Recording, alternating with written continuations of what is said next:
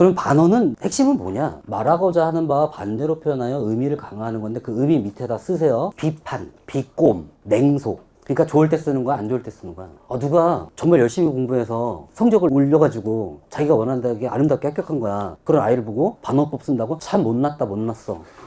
이상하잖아. 접시를 깨뜨렸어. 아유 잘했다. 이럴 때 쓰는 거지. 좋은 걸 나쁘게 표현하는 반어는 없거든. 그러니까 반어는 기본적으로 약간 내리는 거예요. 기본적으로 비판의 성질을 가지고 있다. 너는 할아버지와 나와의 관계에 대해 특히 내가 취하고 있는 입장에 대단히 불만이지. 기특하구나. 이거를 시험장에서 일부 아이들이 와 기특하구나 이렇게 읽은 거예요. 절대로 그러면 안 돼. 그래서 반어에 대한 판단은 첫째 소설에서는 상황으로 한다. 근데 밑에 읽어보면 막 때리고 뭐야 이놈의 자식 네가 나를 훈계하는 거냐 막 이러면서 후려치잖아. 기특해서 그랬어? 그게 좀 이상하거든. 이런 반어라고 하는 거예요. 근데 중요한 건 소설에서는 쉬워. 어떨 때가 문제가 되냐면 시를 아예 반어적으로 쓸 때가 문제가 돼요. 그러니까 예를 들어서 무조건 긍정적인 게 자연, 가족, 고향, 예술 이거는 문학작품에서 나오면은 다 긍정적인 거잖아. 하나 조금만 조심할 건 고향 같은 경우에는 현대화된 고향은 오히려 부정적인 거예요. 약간 기억 속의 전통적인 고향이 긍정적인 거지. 그리고 예술은 긍정적인 건데 예를 들어서 어떤 사람이 죽었어. 근데 그 사람은 평생 시 한 번 읽어본 적도 없고 소설도 읽어본 적이 없대. 그러면 이 사람은 나쁜 사람이야? 근데 이게 수능 날엔 약속인 거야. 시 한 번